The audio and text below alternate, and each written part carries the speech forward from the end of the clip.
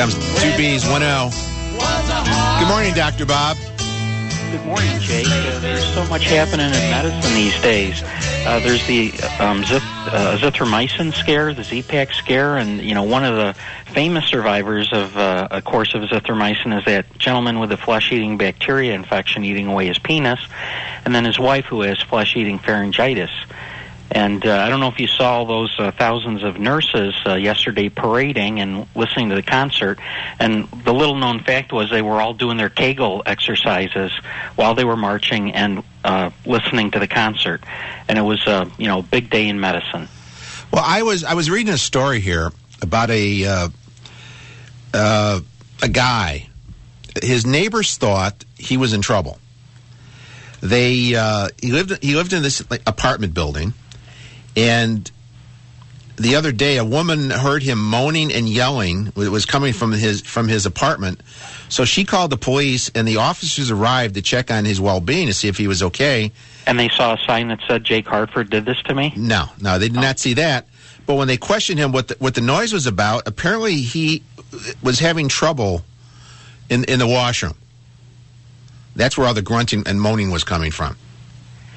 Too much Metamucil? I don't know. Too much of something, or maybe it's just the commentary on the on paper thin walls that you hear everything nowadays. So he was having trouble having a bowel movement? Yes, he was. That was it. No, that was it. It was trouble having a bowel movement. Oh. So anyway, I heard what's this about the hepatitis C? Did he name the bowel movement? No, he didn't. No, okay. I think it was by Wagner or Beethoven. Anyway, what is this? The news is anybody that was born between 45 and 65 should get tested for hepatitis C. Well, hepatitis C is a silent epidemic. There are some famous people who that have had it, like David Crosby ended up with liver transplant secondary to it, and then I guess Greg Allman is on some PSAs on WLS about it.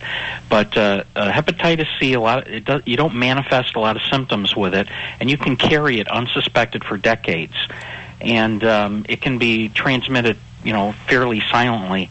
It's not effectively transmitted through sexual intercourse, but it can be. You have to have exposure to blood in order for that to happen.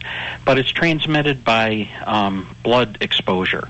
And one of the risks of Hep C transmission is sharing a straight razor with someone who has Hep C. So believe it or not, there was a big push a number of years ago to try to make sure that the barber shops, sanitized their razors, because this was a risk factor for hepatitis C transmission, a barbershop razor.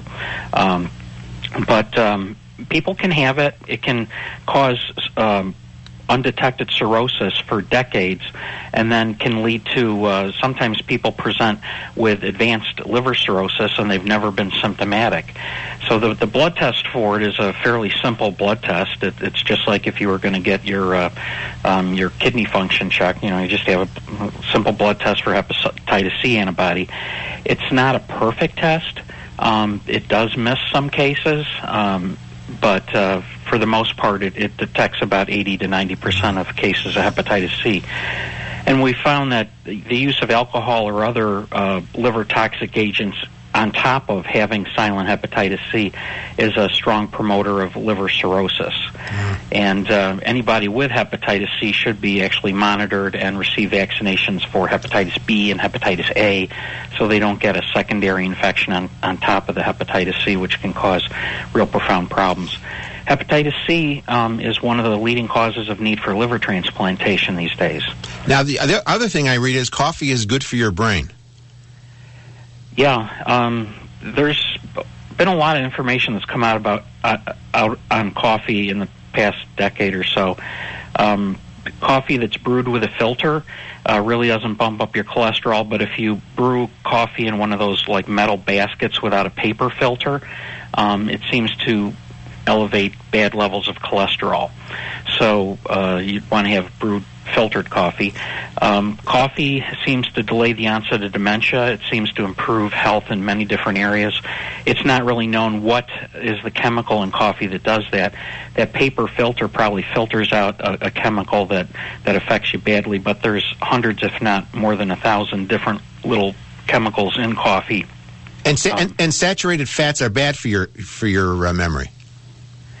Yeah, they can build up inside your blood vessels and cause decreased blood. So if you're eating food high in saturated fats, but you're having coffee with it, does that just neutralize, knock each other out?